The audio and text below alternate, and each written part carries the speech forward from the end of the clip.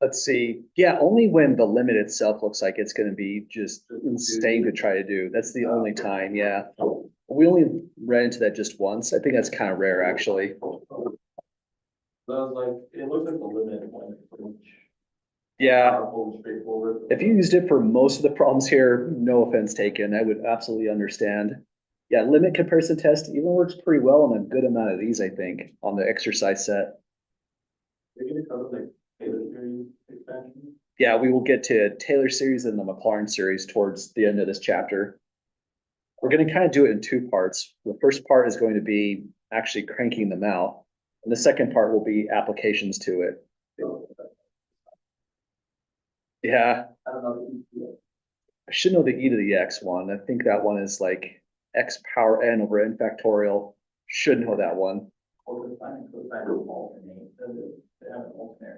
Yeah, and sine and cosine, the terms literally of sine and cosine are in the terms of e to the x. It's just every other term. So that's really weird as well. But welcome back, folks. We're talking about the insanity of Taylor series and Maclaurin series that we're going to be getting into before the end of the course.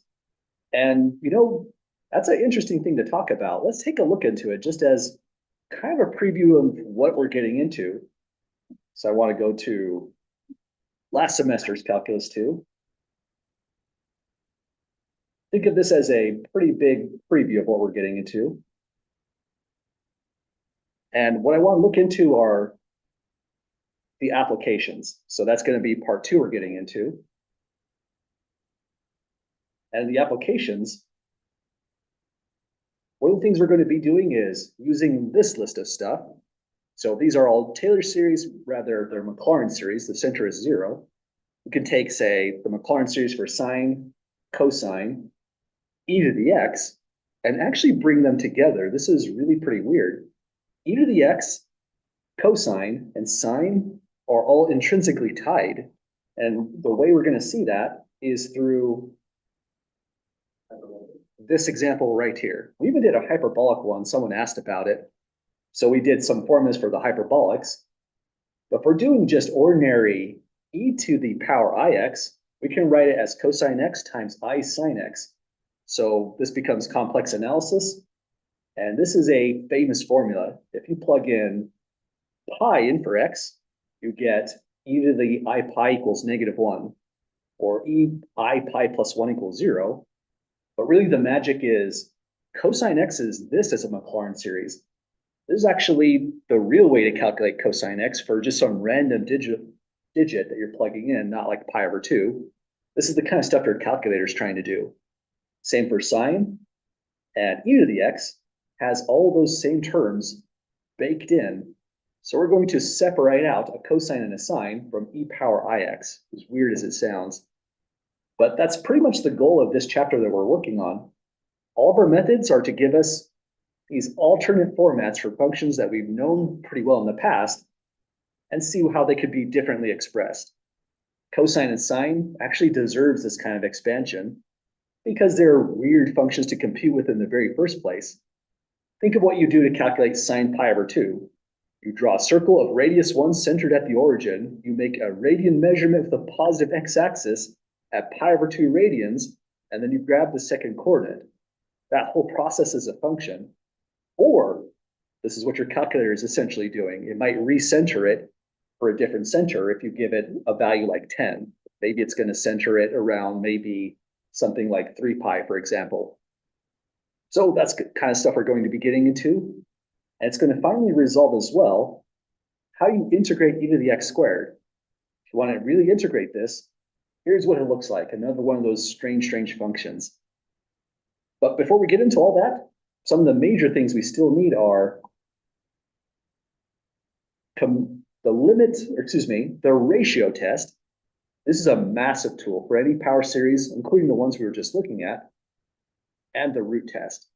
So once we have these on the table, these are really powerful tools They're going to help us with convergence and divergence of this kind of stuff. So for the moment, it's hard to connect where we're really going for. In section 11.5, all of our stuff has really no context. This is all just, seems like we're doing math for math's sake and nothing else. But it's good to look into those previews down the line later on in the chapter, because that's what all this is heading towards. Finding out a way to put an actual x inside here to find radius of convergence and interval of convergence. But to do all that, we just have to know for specific values, does this converge or diverge, so that we can get good at telling when there's an x here somewhere. Well, any other questions or comments so far, folks, before we start going through the alternating series?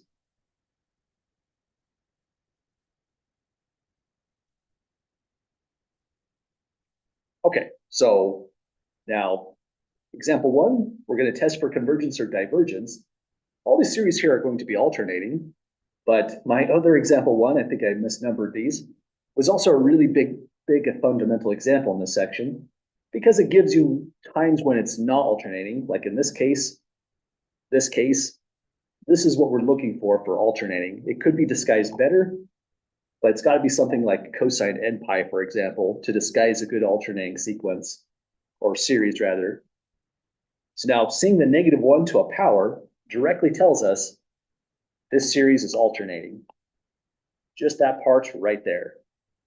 That means the steps are, let's first call this summation an, just to give it a name. But we define a sequence. Notice there's nothing to tell us this is a series. It's just part of the factor of the original series. Over here, we're thinking of this as a sequence and it needs to decrease. And we're just taking the limit of a sequence. So we begin by saying, define the sequence Bn to be this part here, where the alternating portion has just been full-on deleted, just a 1/n. So that's a nice sequence to deal with. We need to have two facts about it. We need to know it's decreasing. That's definitely the case. We know it goes to 0 in the limit, so that's already supporting decreasing. So we can say for part 1, the sequence is decreasing. And we've even looked into this part as well. We know that the limit of this has to be 0 in the test. But if this is the sequence we're using, we do also know limit as n goes to infinity of Bn is the limit as n goes to infinity of 1/n.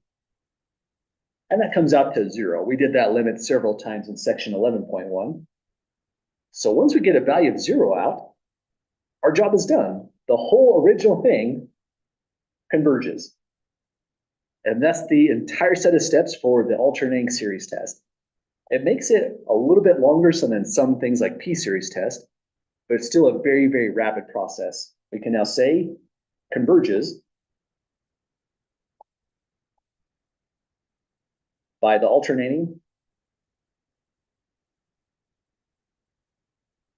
series test, or AST, if you prefer, is a faster way to say that. That's a decent acronym for alternating series. Any questions at all, folks? Testing this one here. Well, at the moment, we have two named series, and these are really going to be the only two. It's going to be the harmonic series, which diverges, summation 1/n, and now the alternating harmonic series, this one converges. What makes it converge? Well, if this was all positive, and we keep on adding 1/n, the value just keeps on going up. If we allow it to alternate, on step 1, we're adding 1. Step 2, we're subtracting a half, and it's controlling the total sum. Step 3, we add a third, but step 4, we subtract a fourth. It just really doesn't have the opportunity to grow much. This thing just converges altogether. So that's the logic of the alternating series test. Let's try this out a couple more times, just to get a feel for it. So here's example 2. There's always an annoying problem like this on every single section, but it's only because this kind of work we have to do on this does come back for Taylor and Maclaurin series. We have to come up with a pattern for what the next form of a derivative would be, the next order derivative. which is almost essentially the same steps of what we're doing here. We're trying to find a pattern from the nth term. So altogether, we can name that this is summation an, but we need to do a little bit better. We need to call it a summation as n goes from 1 to infinity of something. So right now the work is not quite the alternating series test. It's just coming up with a pattern for all these terms in the series. We like the 2 in the numerator. That tells us nothing too major is happening. An is going to be 2 divided by something. It looks like it grows by 2, so that's kind of nice. If something grows by 2, you might put in 2n and then something else to tie this off. Anyone see what the last part should be? Yeah, that should do the job for us. Let's go +1. And then this looks pretty good, but just for the sake of really strong emphasis, it's always good to double check this stuff. So let's do A1. That's plugging in a 1 here, so that will be a 2/3 altogether. That checks on this one. A2 will be 2. Plugging in a 2 by the red dot will give us a 5. Checks on that one, except that we definitely missed something, right? Well, I certainly did. It's supposed to alternate, right? So we need to throw in the alternating portion of this. Let's go -1 power n. Let me just scooch that over. -1 power of n times 2. Let's double check this. When we plug in a 1 here, that's -1 to the power 1, so it's negative. But it should have been positive. This is a quick fix, however. Just go like this, +1. And also fix the spacing here. There we go. So if we plug in a +1, throw 1 inside there, that's -1 squared, so positive. Throw 2 there, that's -1 to power 3, so negative. And now we really do get that second term. It doesn't. It's really now up to you as a stylistic choice. So +1 - 1 would give you the exact same result altogether. Other questions so far? Okay, let's maybe just check out one more. I'll be convinced if we can hit A3. 3 makes that part positive. It's -1 power 4. Just 2 in the denominator. 2 by 3 is 6 plus 1 for a 7. Gives us the 2/7. And yeah, that looks like it really is doing the job at this point. Major thing that I forgot on this one was it's got to alternate. So this makes it an alternating series. And now summation an, we indicated by formula, is now equal to, we indicated by writing out the name, is now this formula. -1 n plus 1 times 2 over 2n plus 1.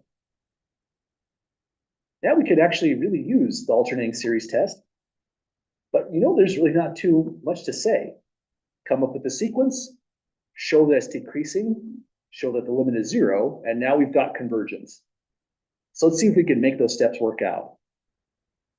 Let's say a little bit more briefly than the last problem, let Bn be equal to 2 over 2n plus 1. So the positive non-alternating portion. And let me do this in a different way. Let's attack the limit first. Limit n goes to infinity of Bn is going to be the limit as n goes to infinity of this whole thing, 2 divided by 2n plus 1. Anyone see what the value of this limit should be right here?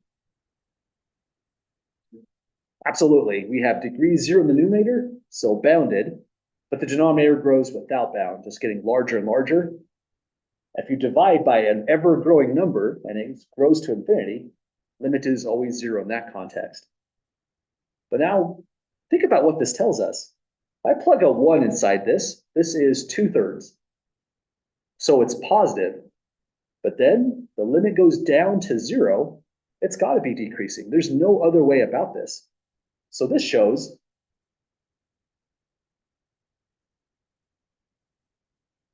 Bn is decreasing as a sequence.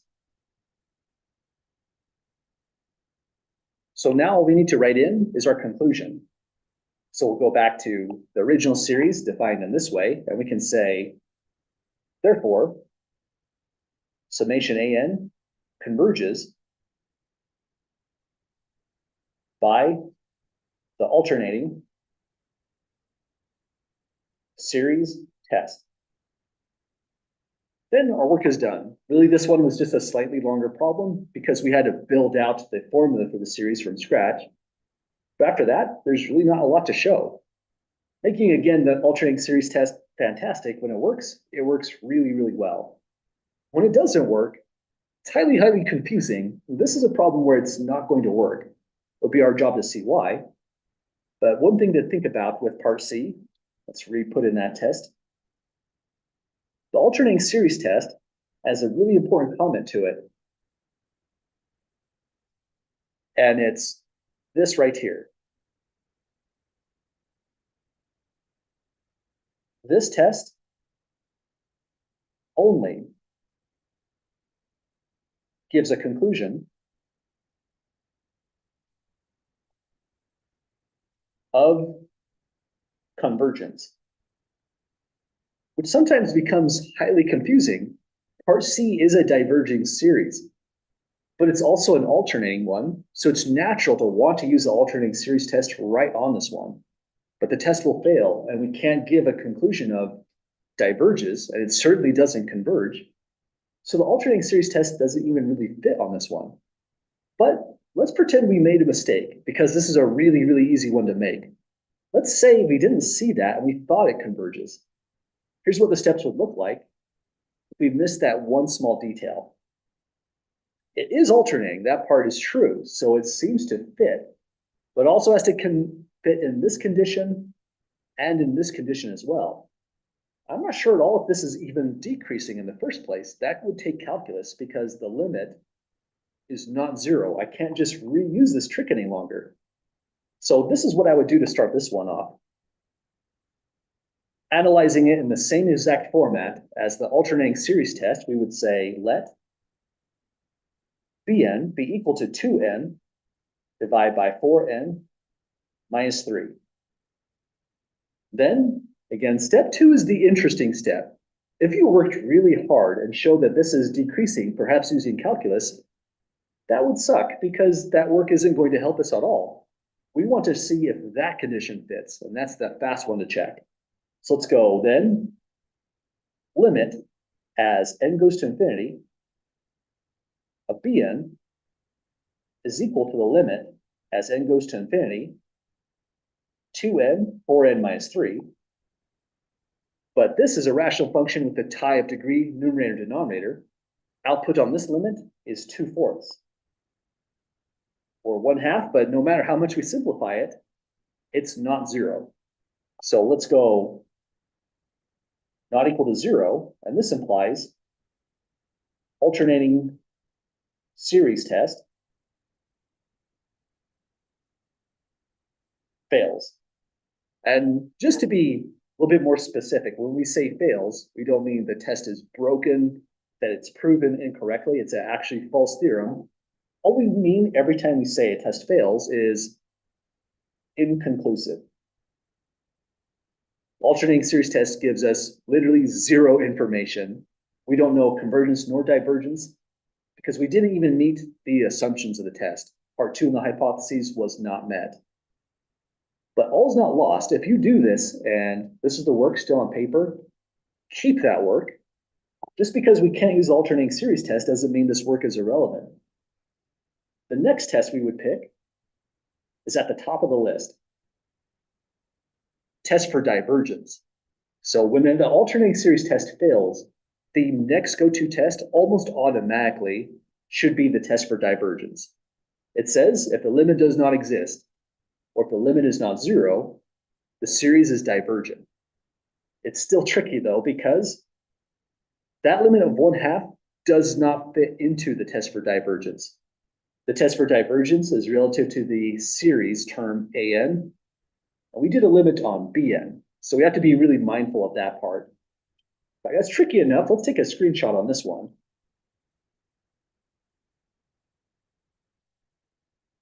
So if the alternating series test fails, meaning it's inconclusive, then this is the next best test each time that happens. But in that next best test, I forgot to label this one. This is the original series, summation AN. We have to use all of that stuff.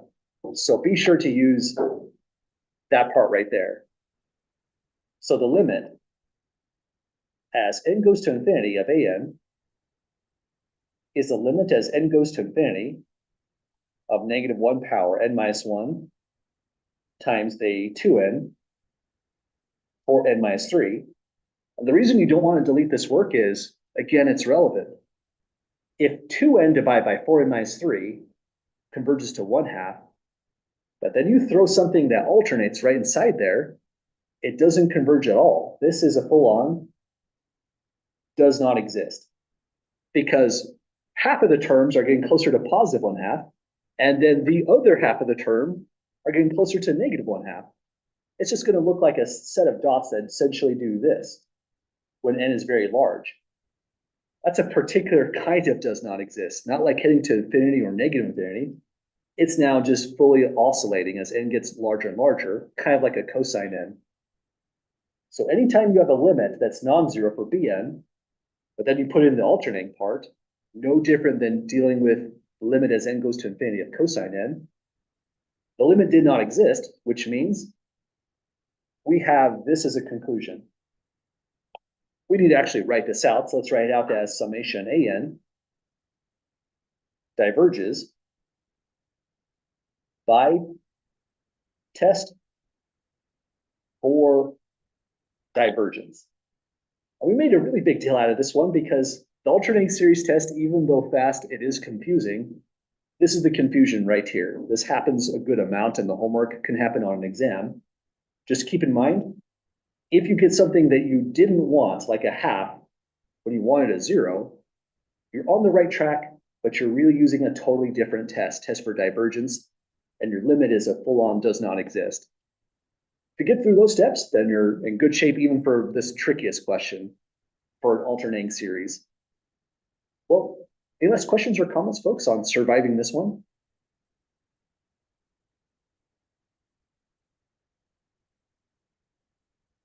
Practice the triangle in the series test. It's gonna fail. I would say if you know it's going to fail and you saw that right from the very beginning, I would say start right here, absolutely, because that would be the fastest way to approach it. Kind of the way I did this one was just launching head first, looking before you leap, essentially, or not looking before you leap, rather. So if you did the alternating series test and got to that step, then just keep your work because now this is the fastest way to proceed. But yeah, totally. If you saw it diverges, just skip right down to this test and you're in good shape. Other questions at the moment? Okay, so far we've looked into everything up to absolute convergence test. This test says if a series is absolutely convergent, then it is convergent. Notice how vague that is compared to everything else here is highly descriptive, but this one isn't. It just has a bunch of words. Let's justify this a little bit better and see just what's going on. So first, here we should talk about what do we mean by converging absolutely, converging conditionally, and what does it mean if a series converges absolutely? That's what the absolute convergence test is all about. And let's write out just a couple of statements, maybe even ahead of this definition here.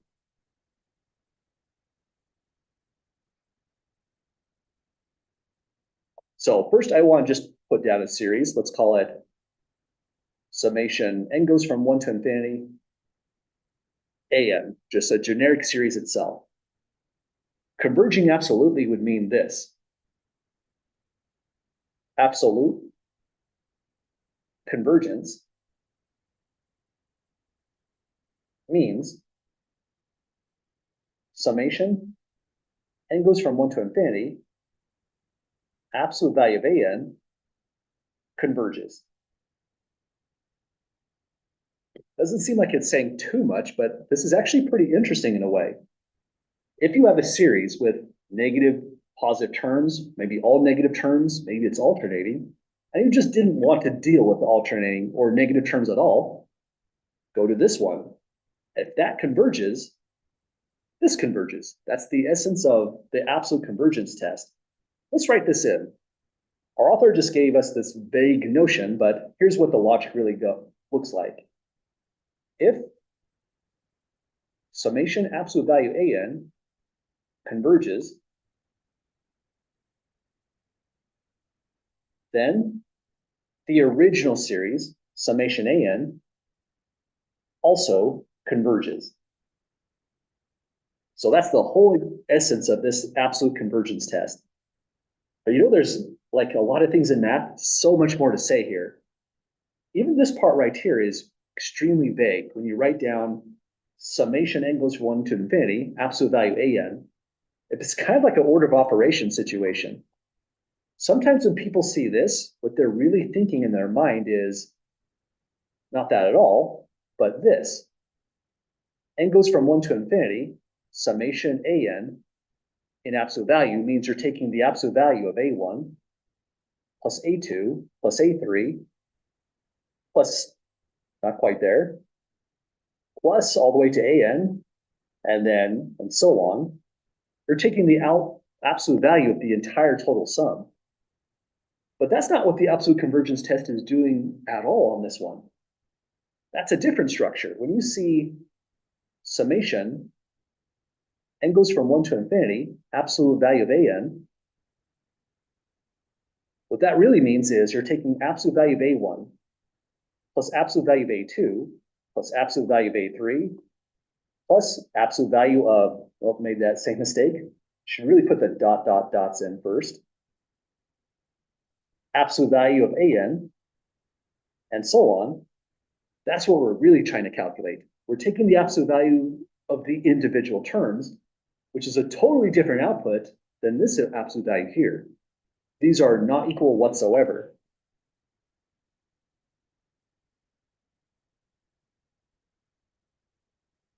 So very tricky test just because of the way it's been posed by our author, but also because of the way the absolute value is really working on it. Again, not easy to see that when we say that, we do not mean this at all. Kind of strange. And now let's take a look into some known series. This one right here, summation, n goes from 1 to infinity, negative 1 to the n, divide by n. We showed that this converges, and this is the convergent. Actually, let me give it a name first. Let's call it summation an, and it is the convergent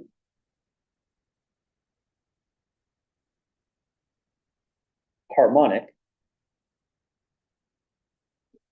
series. So we know it converges. We use the alternating series test to show that. But what happens if we hit it with the absolute convergence test? We won't get a conclusion of convergence. Something else happens. We'll go, we take summation, absolute value of an, then this becomes a sum from 1 to infinity, absolute value of the nth term, negative 1 power n over n. This absolute value function is going to wipe out the alternating part entirely. It'll pass through n because n is a positive quantity. It's starting at 1 and only getting larger. So the whole thing becomes, n goes from 1 to infinity, summation 1 over n. But now this is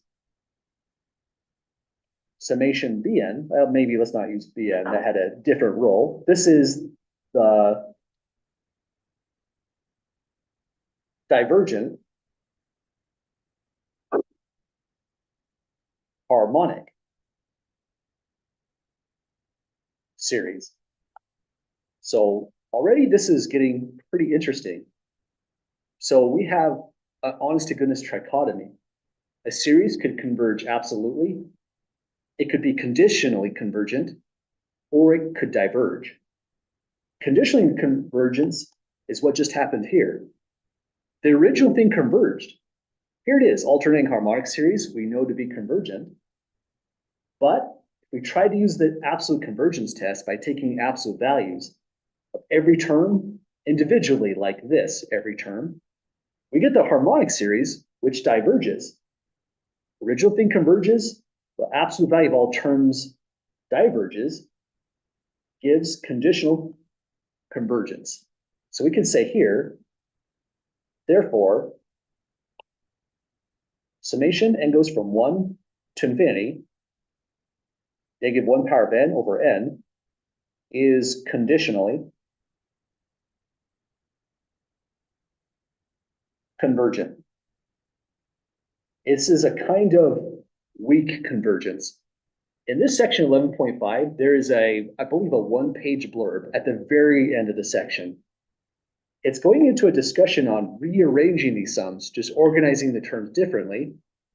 If you have a series that's conditionally convergent, you can rearrange the term in an arbitrary way to make the sum come out to any real number whatsoever. And that's really, really weird. We want to avoid conditional convergence because it's a weak form of convergence. Absolute convergence is different. If something converges absolutely, whatever its total sum is exactly what it's heading towards, and you cannot arrange the terms in any way to make it convergent to anything different.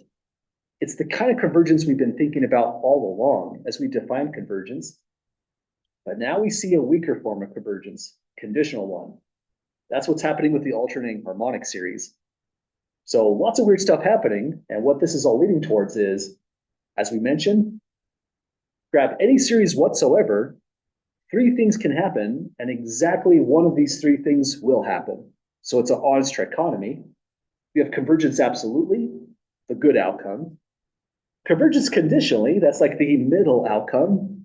There's some sense to this, but if you can rearrange the terms to get a different sum out, you have to wonder what you're really looking at here. Pretty weird on face value.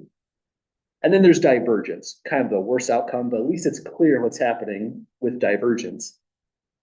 What we're going to do in the next problems is grab an arbitrary series like this one and figure out where does it fit. Does it converge absolutely, conditionally, or does it diverge? But this is a really, really specific question. On an exam, expect exactly one of these, and every other problem is going to be kind of like what we were doing up above, like these ones. Just generic problems on test for convergence or divergence. We're only looking into conditional convergence if the instructions explicitly say to do so, because it's already a weird problem. Let's give this a try. The major superstar here is the absolute convergence test, so let's also use this as a reminder.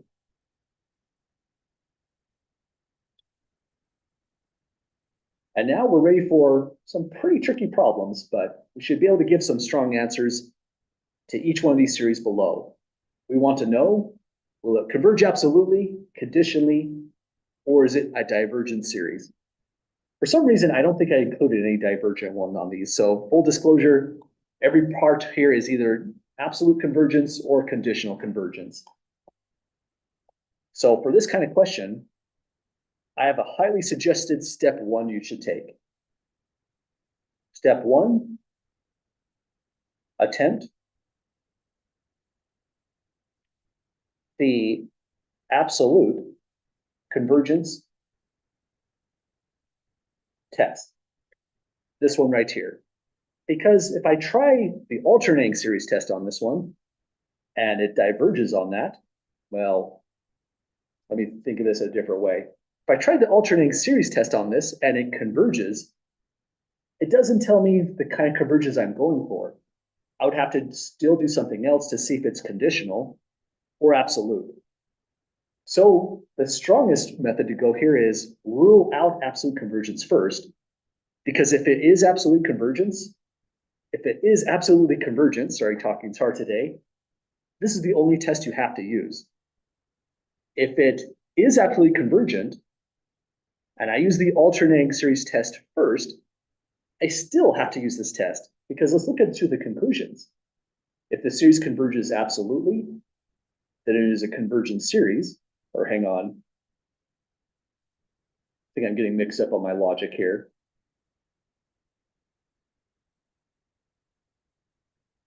Let me think about that.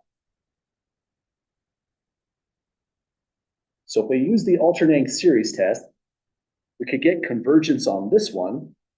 If we were trying to determine absolute convergence, we should start right here just to rule it out, just to determine if this is really the case for the series. Because if this does in fact converge, then we don't have to do anything further. But if I use the alternating series test first on this thing, I don't get a conclusion of anything along the lines of absolute convergence. Sorry, I think that's the better thoughts to think about on this one. For going for absolute convergence, use not this one first. It's not the right conclusion. Do this first instead. Step one, take summation, absolute value, an, where this will be defined as summation an, the original series in the problem. This turns into summation, n goes from 1 to infinity, absolute value, -1 power of n, over the fourth root, n cubed. So now at this stage, we go and take the absolute value, and we'll get a summation. N goes from 1 to infinity, 1 over. So I have just a 1 in the numerator, wiping out the alternating part through absolute values. N cubed fourth rooted is just n power 3/4. And this is the series we're going to look into. By doing this first, we're either going to show we have absolute convergence. If this converges, we're done. We say our series converges absolutely. And so the test says the original one will converge. But this is the major thing we're looking towards.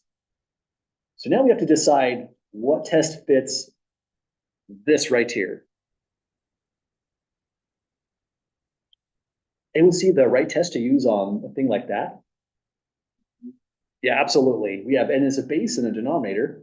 If it's this format, we're looking at divergent because we're in this category. The power is less than or equal to 1. So we can say now it's a p series. P equals 3/4 less than or equals to 1, which then implies this thing, the one at the very first step, summation, absolute value of an, diverges. So condition on divergence was that part right there, being satisfied at 3/4. So here's what it gave for us. Not absolutely convergent. And that means we have to check out, does it diverge? Hard to tell. I can't use the test for divergence on this thing. Or does it converge? If it does converge, we would have to go now to a step 2. Use another test. Well, now this is a good time to use the alternating series test.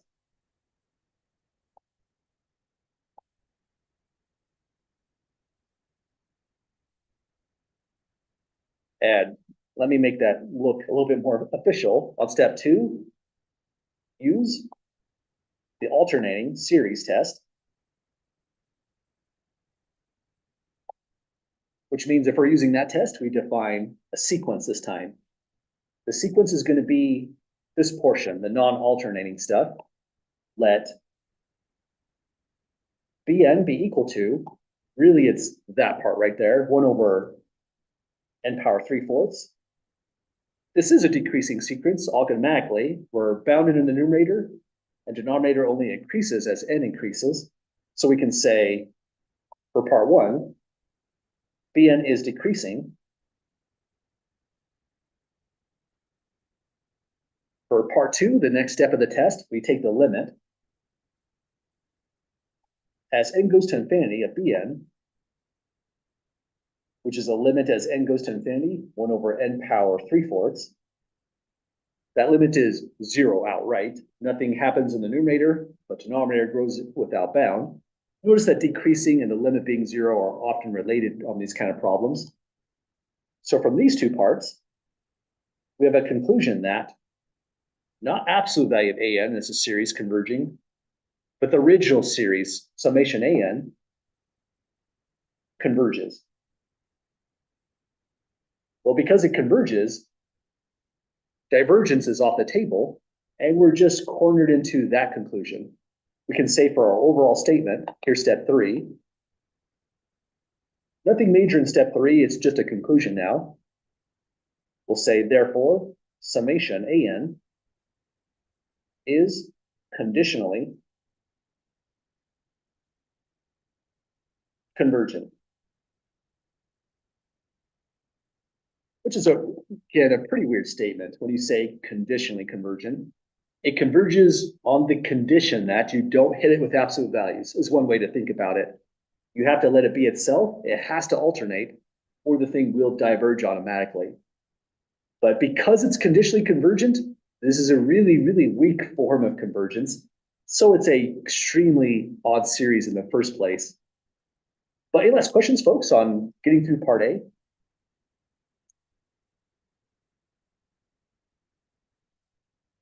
Okay, absolute convergence test failed because this thing didn't converge absolutely.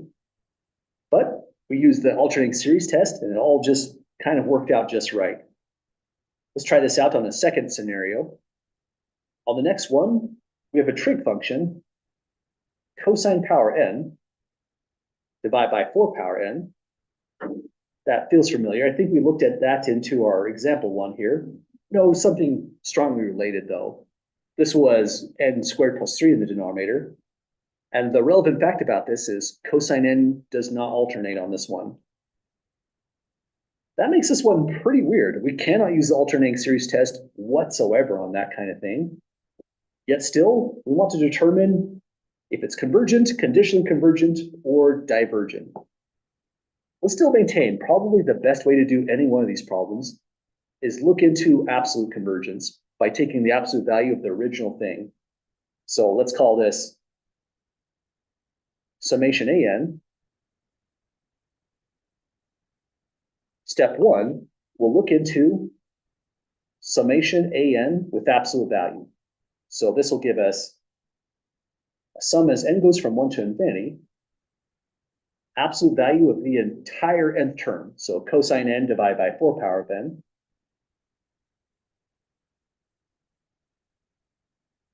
Now the numerator is a part that can be negative. It doesn't alternate, but it can take on a negative sign.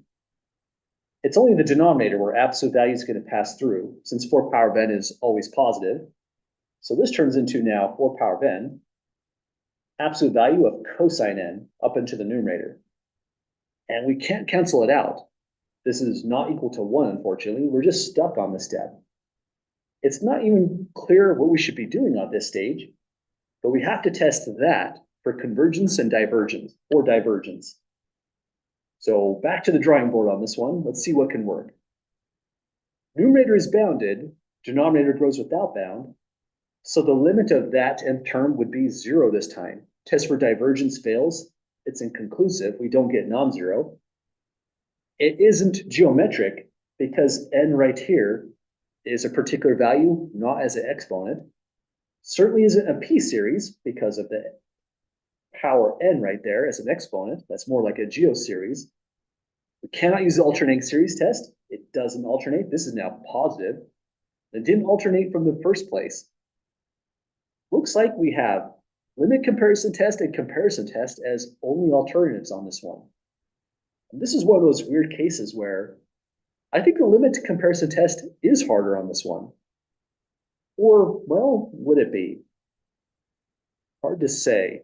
We'd have to come up with the right thing to compare it to, then take on a pretty interesting limit.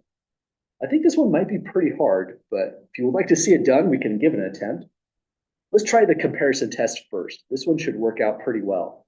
And it's one of those rare problems where the comparison test is probably the easier one out of the two. You have to work hard to come up with those examples. It's been a while since the comparison test, so let's do this one carefully. In the comparison test, we need to make an estimate somewhere. We need to compare this to something. So let's say compare to Let me use a different color to signify it.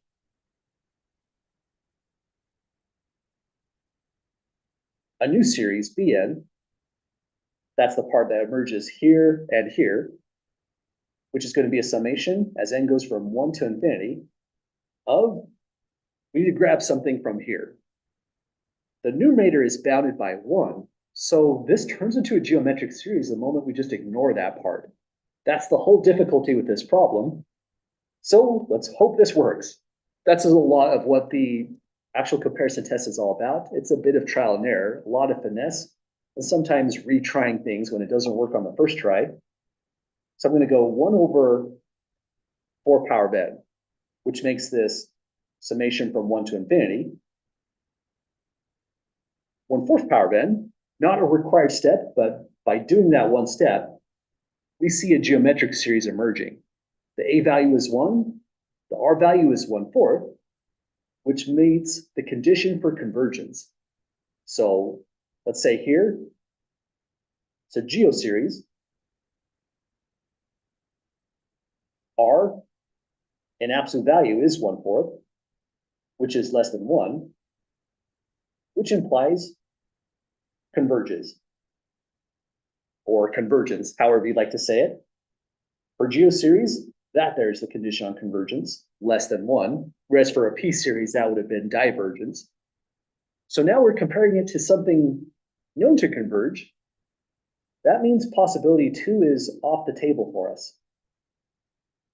If we can make this part work out just right, step 1 is all we had to do. We'll have shown that an converges absolutely, so we'll cite the absolute convergence test. Well, we'll just say it converges absolutely once we get here, and the absolute convergence test will tell us the original thing converges as well. So let's complete the last part, the estimates themselves. So let's take an, it's all of this stuff, but hang on, when we do this comparison, it's really going to be like that because we're using this, not the original series. In the comparison test, we're using summation absolute value. So summation absolute value an is the next part we should draw in on here, as well as over here. So in the comparison test, which started on step 1, take a look into absolute value an. This is going to be equal to cosine n in absolute value, divide by 4 power ben. But another related statement we can make here is that cosine n, an absolute value, is less than or equal to 1, bigger than or equal to 0. That part is not super required for an absolute value function. Let's just leave it here. I think that's a little bit more clear to say it. Because of this estimate being a less than or equals to, right here, if we just swap out cosine n and throw in a 1, we have the right directionality on this estimate. Put 4n on the bottom. This is 1 over 4 power ben, which is equal to bn. And now we have that required part down below in yellow for the comparison test. Everything has qualified. an and bn have positive terms, so we force that on an with the absolute value right here. We have now shown through the comparison test, summation an does in fact converge. Let's say it right here. Therefore, summation an converges by the comparison test.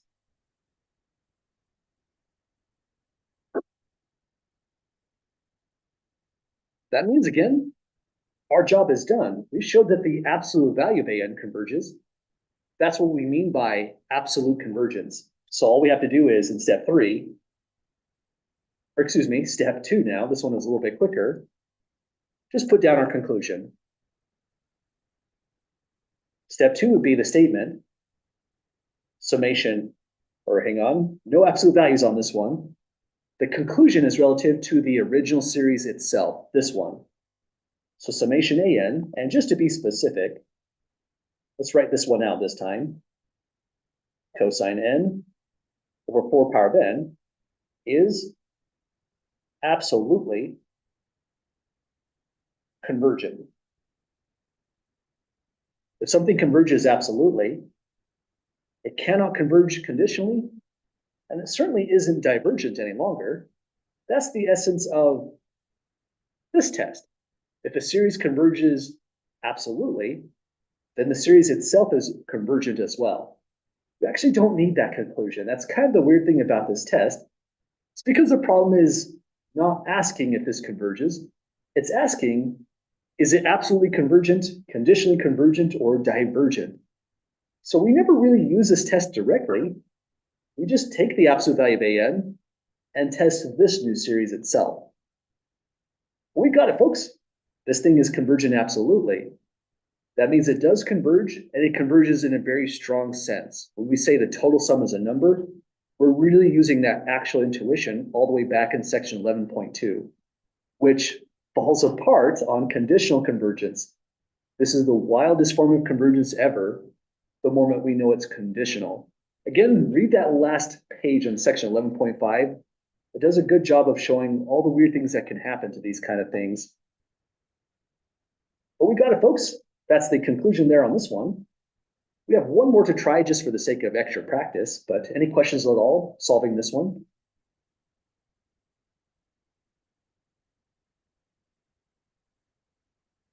Okay, I'm going to leave the solution between these vertical bars, but the comparison test is confusing. I want to leave it down here just as part of the scratch work on how we got to those conclusions through the comparison test. And here's our last one for the day.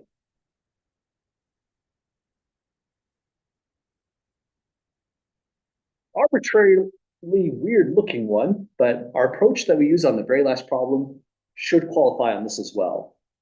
So same instructions. We're trying to find out where does this fit in the dichotomy? Does it converge absolutely, conditionally, or diverge? To resolve that in step one, we immediately jump down to, after giving this one a name, just for easy reference, summation an, go to summation absolute value of an, but also be careful with that. If I'm going to take the absolute value of an, I would like to eliminate this part, the part that alternates, and let absolute value bars pass through this section right here. That doesn't always work, because if n is 1, numerator is 2, which is good, but denominator is -2. So we have a pattern break at n equals 1. At n equals 2, numerator is positive, denominator is positive, it's 8 minus 6, and every higher value is positive as well. So to make sense out of this, on how absolute value is really going to work, I want to start my summation at 2, forcing this entire block to be positive in integers, if we start there, and just makes operating with absolute value a little bit better. There won't be a one case exception on the very first term. And convergence divergence, never affected if you delete finitely many terms at the start, in the middle, wherever. So we'll delete one starting term and deal with absolute value, -1 power of n, multiplying 2n minus 1, n cubed minus 3 power n. This little adjustment on the index down here is a pretty rare one to make. But if this ever happens to you and you want to take the absolute value of this without exceptions when n is 1, and then another answer when n is 2, 3, and 4, just increase it 2 on the summation. Then this will turn into a sum from 2 to infinity. Alternating part is deleted because we started at 2. Absolute value of that part is just that part, 2n minus 1, n cubed minus 3n. So this is our new series to test convergence and or divergence on. We need to pick a test though. Anyone see a good test to use on this one? Let's pull this up for some extra motivation on this thing. Certainly isn't alternating, not a p-series, geometric series. But think about the test for divergence. That would have limit 0 because power 1 versus power 3 in the denominator gives a horizontal asymptote y equals 0. Looks like we're down to these last two tests. Comparison test on that would be pretty hard, I'd say, because both sides are negative. You'd have to work extra hard to make this estimate work out. I would think the limit comparison test is probably the fastest way to go through this one. Would you all agree with that as well? Okay, let's give this one a try. Kind of like a review problem in a certain sense. It's good to see these tests running again because we did it in the prior section, but you really have to do a lot of these examples to get a good feel for how they go. So here's our second run through of the limit comparison test in the class. Let's call this limit comparison test. Compare summation an in absolute value to a new series, this one.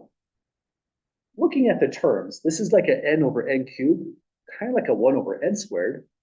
I'm thinking it is going to converge, which would mean absolute value of an must converge as well if the limit comes out right.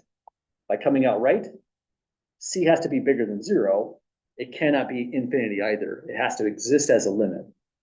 So let's take the limit as, or hang on, we're jumping a little bit too far there. Let's first define summation bn to be a sum from 1 to infinity. Coming back over here, pick just n in the numerator. The most important term in the denominator is just n cubed. So we have that summation bn is a sum as n goes from, let me fix that part. We should really start at 2. If up here we're starting at 2, just to make this more sensible. A sum at 2 to infinity of 1 over n squared. So we're running absolute convergence right here to see if we will in fact converge absolutely. This is a complicated series to analyze directly without a comparison test. So now we're using the limit comparison test. But in the limit comparison test, you also have to show Bn converges directly. So there's more steps on this one, surprisingly. We pull up our p-series test, take a look into the situation. This is a p-series, and we're on the convergent situation, p greater than 1. So we need to write in p-series, or p-series test if you're feeling more verbose. Power is this one too, which is greater than 1, which implies converges. So this part right here is the condition on convergence. So now this is justified. Bn converges. I want to show they both converge. Now doing the limit. So definitely don't jump the gun. We have to actually test this one as well. We're ready to take a look into the limit. If that limit comes out right, like it's indicated here, we get to the both converges part, concluding that converges. That's portion right from step 1. So now it's limit n to infinity of absolute value an divided by bn equals limit as n goes to infinity, absolute value of an, all the way to the right is this stuff, 2n minus 1, divided by n cubed minus 3 power of n, times the reciprocal of b power of n. There it is, reciprocal it, or flip it is probably the better way to say it. You get that together. Now it's the limit as n goes to infinity of 2n cubed minus n squared over n cubed minus 3 power of n. Any volunteers to state the value of this limit? Absolutely. We've got that common situation, tie of degree, numerator, denominator. Limit is 2 divided by 1, so just 2 exactly as you said. But 2 is greater than 0. That's a weird thing to say. We know 2 is greater than 0, but that's the condition on both converges in limit comparison test.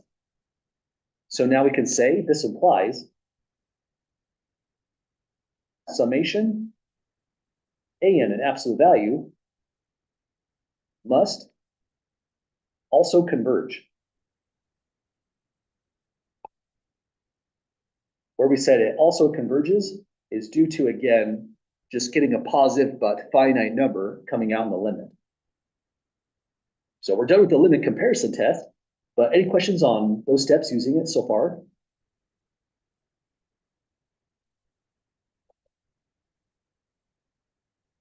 Okay, that means we're on to step 2. Step 2 is not much. We're just stating a conclusion. The absolute value of the nth term of the original series converged. That means, back up here, the original series, summation an, is absolutely convergent, which is our strong form of convergence. This is a ordinary series in the regular kind of sense, which is comforting in a way. Let me put a little border here for just showing how we analyzed the limit comparison test on this one. And now let's take a step back on this as well. Notice how much stuff we did on this. This is kind of outrageous in a certain sense. And also, pretend you analyzed it this way. I want to grab a specific color. I was looking for white. How do you get white on this? It's got to be somewhere. Would be 0, 0, 0. Oh, that's black, huh? I'm not really good at color theory. It should be 255, 255. 255. Color math is honest math, but it's weird math. Okay, I want that as a highlighter. Now just imagine with me for a moment, you wrote out your problem this way. That doesn't work. Let's just do a redaction pen.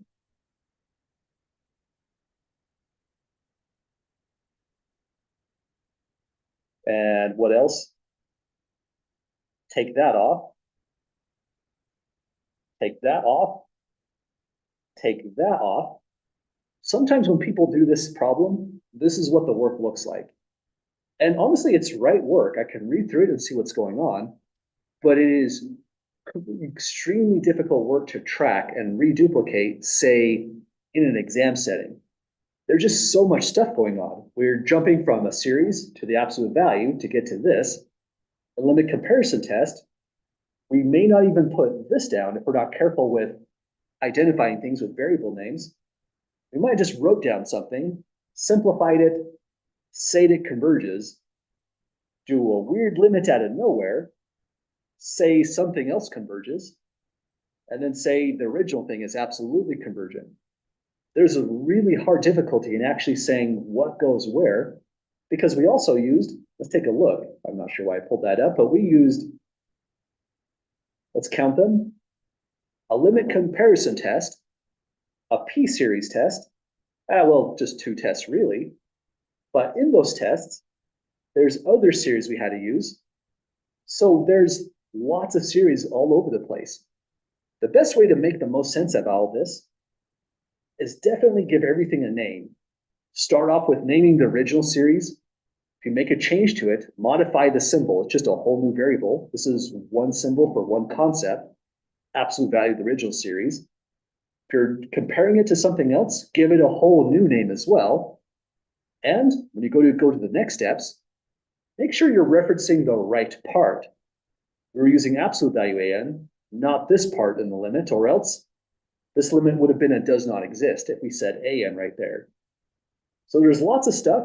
And like we mentioned a lot in chapter 7 with U substitution, most of math is substituting. And you get good at substituting when you start to label stuff, so you know what goes where as you push forward.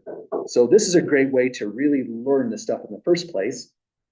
If not putting these down does make sense to you, you're never going to be penalized for it. But it makes duplicating this work or rereading this work again to understand it super, super hard. So that was my quick spiel on why we're labeling things as summation an and so on. We'll continue to do that as we go into the next segment, ratio and root tests. But these are great. These are some of the most powerful tests in the whole set of notes that we have. They're often inconclusive, so they don't work on everything. That means these tests are still equally important. But ratio test and the later on the root test sometimes avoids the needs of comparison test outright.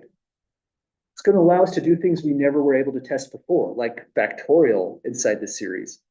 This is going to be well suited to a ratio test. So when we come back on Tuesday, that's exactly what we're going to do. Ratio and root tests gets us into power series, and then we're just one step away from the Taylor series and Maclaurin series. So these are finally the big guns. We had to do everything really carefully because, again, the tests fail whenever the limit is 1. It can fail a lot, but when it works, we'll show you when you want to use it, what signifies this is a root test or a ratio test, because when it works extremely well. But any last questions or comments at all, folks, with what we've done so far and the last notes or going forward?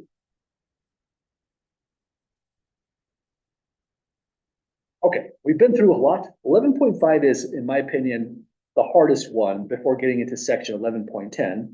It cools off a lot in 11.6. And we're going to use these tests a major amount with power series, Taylor series, and Maclaurin series. So picking up here, learning these really well, is getting mastery on a big part of chapter 11. So we'll come back on fresh on Monday, working through these tests.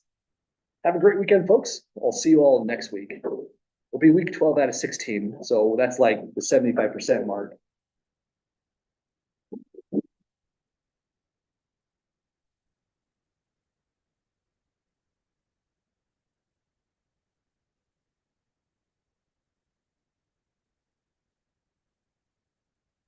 Yeah, One. sure. Which one deals with geometric series? Oh, that would have been 11.2. On the first question.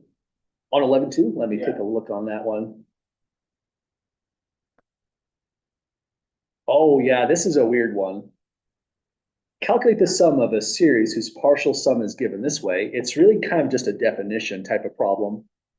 So what I would do on this one is, Oh, I think you're saying that because eventually infinite sum, or at infinite terms, that approaches 0, so it converges to 0. let's see here. Well, that part converges to 0, but you still add that too, so. Yeah, exactly. What we're saying is the series from 1 to infinity, an, is really by definition just a limit and goes to infinity of this sequence of partial sums, which is 2, like you said, because that part circled goes to 0 here. Okay. Now that confused me. I tried to find like the actual, what it converged to by the geometric series. Oh, I gotcha. Yeah. It was throwing me off. Yeah. On this one, it's hard to say what the original series was because it started by giving the partial sum. Oh, okay. Going from here to a partial sum is really hard. And going backwards from the partial sum to an is equally hard, it turns out. Really weird problems. That makes sense. Awesome. Thank you. Yep. Have a great night.